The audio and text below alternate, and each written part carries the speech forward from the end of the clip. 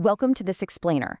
Okay, today we are diving headfirst into Chapter 6 of the source material, and we're confronting a massive, absolute glitch in how we've all been taught to interact with reality. Seriously, if you've ever felt like you're just speaking your goals into the void and getting absolutely nothing back, yeah, you are definitely not alone. It's an incredibly common frustration. Well, Chapter 6 breaks down this fascinating concept about the underlying code of our reality, and it's going to completely flip the script on how you use your own voice. We are talking about making the leap from passive wishing to active, literal programming. So I want you to really think about this. Are you asking the universe for favors, or are you commanding the code? Are you playing life on a guest account, just crossing your fingers and hoping the universe tosses a lucky miracle your way? Or are you finally ready to claim your admin rights? Because let's be honest, most of us default to that guest account. We beg, we hope, we wish. We treat our environment like a giant lottery that we have zero real control over. But the text we're analyzing today, it suggests that we are actually built for something much more technical and far, far more powerful. We're looking at a fundamental shift in approaches here. On one side, we have what the source playfully calls soup school psychology. This is your basic affirmations. You know the drill. Looking in the mirror, trying to hype yourself up, telling yourself you're enough or successful. Now, the text argues that these affirmations merely soothe the emotional biosuit, which is basically our physical and emotional animal nature.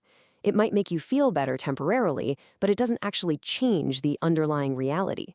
On the flip side, we're stepping into soul school. We're moving way past just making that biosuit comfortable and stepping into the actual science of the spoken word. And that involves issuing precise, targeted call commands to the system. This concept is a real game changer because it completely redefines the human voice. It's not just a biological tool for everyday chit-chat, it is a spoken command console. According to Chapter 6, in this life experience, your spoken words function as literal sound codes. The environment around you is actually a programmable medium.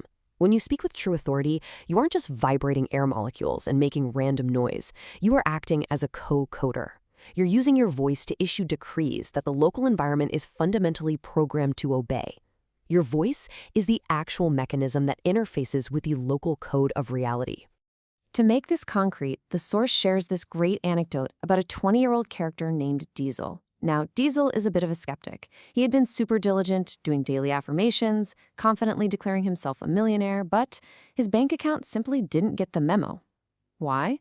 Well, as his mentor, Lord Blue, points out, Diesel's affirmations failed entirely because he was speaking from the ego level of his biosuit. And the system, it completely ignores the biosuit. The human ego literally lacks the clearance to alter reality's code. It's exactly like trying to rewrite a computer's operating system while you're logged in as a guest.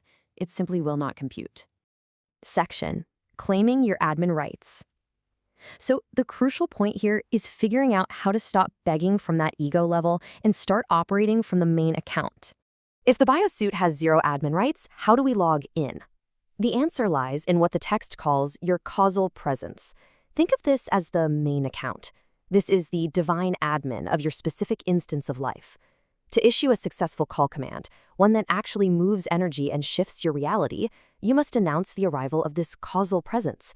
You aren't talking as your human personality with all its daily doubts and fears and anxieties. No, you are speaking as the admin. And it's this admin presence that possesses the high-value authority required for the energy of the environment to actually listen to you and execute the command. Naturally, this whole concept can feel a bit jarring at first. In Chapter 6, a 20-year-old student named Abby actually worries that commanding the universe feels, well, arrogant or disrespectful. Shouldn't we just be politely asking for things? But Lord Blue illustrates a really vital difference here. Begging, or merely asking, that signals to the system that you have absolutely no authority. That's the guest account mentality, forever waiting around for permission.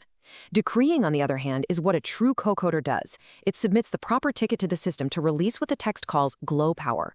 It's all about taking active, mature responsibility for the energy moving through your instance of reality.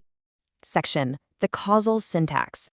Okay, we know we need to step into the admin role, but how exactly do we write the code? Let's look at the practical application.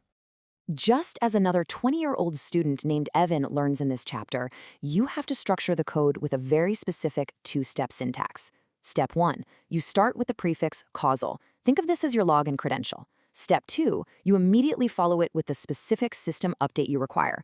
So for example, if you need to clear out heavy negative energy from a room, you wouldn't say, "Oh, please help me clear this space." No, you would decree with absolute authority. Causal, the violet purge in action here now. You clearly state the exact action needed, leaving absolutely no room for system misinterpretation. Lord Blue uses this incredible tech metaphor here, and if you know anything about computers, this is going to click instantly. That causal prefix acts exactly like a sudo command in Linux. For those unfamiliar, typing sudo before a command in Linux tells the computer to execute it with top-level security privileges. In this framework, saying causal grants temporary root access to your life experience's local code. The energy of the universe instantly recognizes that main account signature, completely bypasses the ego's limitations, and immediately begins to requalify and update your space. How cool is that? But let's pause here for a second, because this is where almost everyone gets tripped up. You might be listening to this and thinking exactly what Diesel thought. Wait, what if I don't feel powerful when I say these words? What if I feel anxious or small or just completely full of imposter syndrome? It is totally natural to wonder what happens if your internal human emotions just don't match the powerful, commanding words you're speaking out loud. Well, the source provides a wonderfully liberating answer to this doubt. Feelings are just sensor data from the biosuit. They are literally just feedback mechanisms telling you what the physical body is experiencing in that moment. And the universe's system, it simply does not care about your biosuit's sensor data. Commands work on frequency, not human emotion. Think about it like typing a password into your computer. You don't have to feel confident or worthy or powerful to log in, right? You just have to type the frequency, the exact password correctly, and boom, the system opens. The exact same principle applies to the spoken console. Section, the karmic buffer firewall. Okay, so you've got the syntax and you have root access.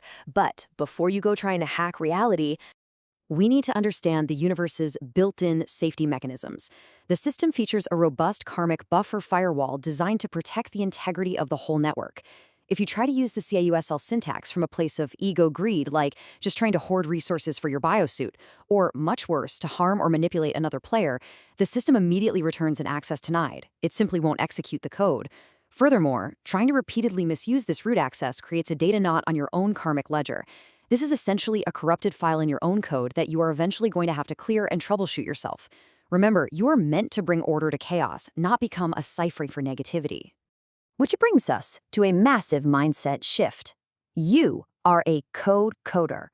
That means you absolutely must stop using your spoken console to constantly complain about a corrupted reality.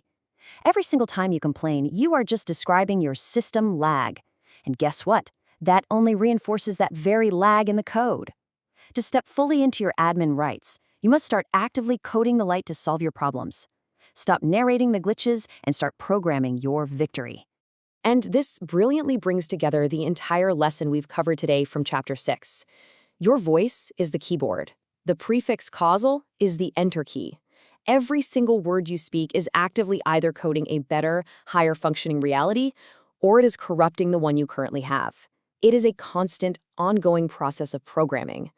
Once you realize the sheer mechanical power of your spoken words, honestly, you can never look at casual complaining or passive hoping the same way again. So, now that you have the syntax and you understand that you hold the root access to your own local environment, the only question left is this. What reality are you going to code today? What specific system update are you going to command next? Step out of that guest account and test the console for yourself. Keep coding your light.